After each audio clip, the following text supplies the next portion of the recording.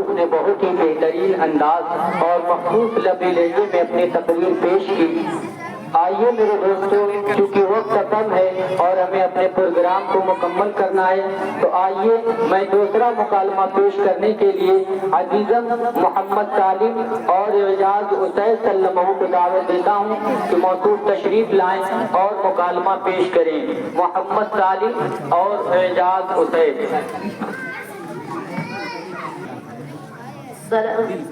السلام علیکم ورحمۃ اللہ وبرکاتہ۔ وعلیکم السلام ورحمۃ اللہ وبرکاتہ۔ کہ یہ کیسے مزاج ہے؟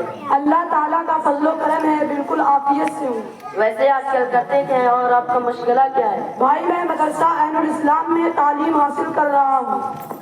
اچھا، تو ہم جیسے ان پڑھ کو بھی کچھ بتلاؤ گے؟ پیارے بھائی شوق سے معلوم کرو، جو مجھے معلوم ہے ضرور بتلانے کی کوشش کروں گا۔ وضو میں دھونے کی حد کیا ہے جسے دھونا کر سکے؟ وضو میں دھونے کی حد یہ ہے کہ اتنا پانی ڈالنا کہ عضو پر بہ کر 1-2 قطرہ ٹپک جائے، اور دھونے کی ادنا مقدار ہے، اور اس سے کم کو دھونا نہیں کہیں گے۔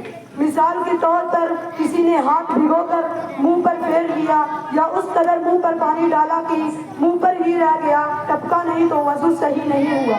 وضو میں آنکھوں کے اندر کا حصہ دھونا پڑتا یا نہیں؟ وضو میں آنکھوں کے اندر کا حصہ، ناک کے اندر کا حصہ، منہ کے اندر کا حصہ دھونا فرض نہیں ہے۔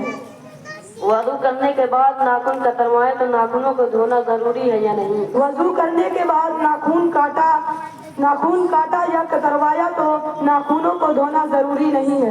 مسواک کرنا کیسا ہے؟ مسواک کرنا سنت مؤکدہ ہے۔ مسواک کس چیز کی ہونی چاہیے؟ مسواک کسی کڑوے درخت جڑ کی یا نیم کی یا لکڑی کی ہونی چاہیے، جیسے پیلو کی جڑ یا نیم کی لکڑی۔ مسواک کتنی لمبی ہونی چاہیے؟ مسواک 1 بالشت کی ہونی چاہیے۔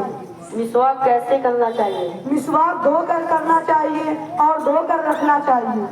سب سے پہلے دائیں طرف کے دانتوں میں اور بائیں طرف کے دانتوں میں کرنا چاہیے، اور 3 مرتبہ کرنا چاہیے، اور ہر مرتبہ نیا پانی لینا چاہیے۔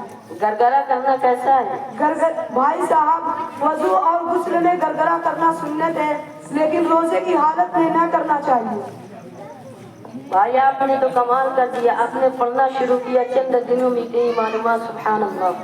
بھائی صاحب، یہ سب میرے اساتذہ اور میرے والدین کی کرم فرمائی ہے۔ آپ کا بہت شکریہ میرے سوالوں کا جواب دینے کے لیے۔ السلام علیکم ورحمۃ اللہ وبرکاتہ۔ وعلیکم السلام ورحمۃ اللہ وبرکاتہ۔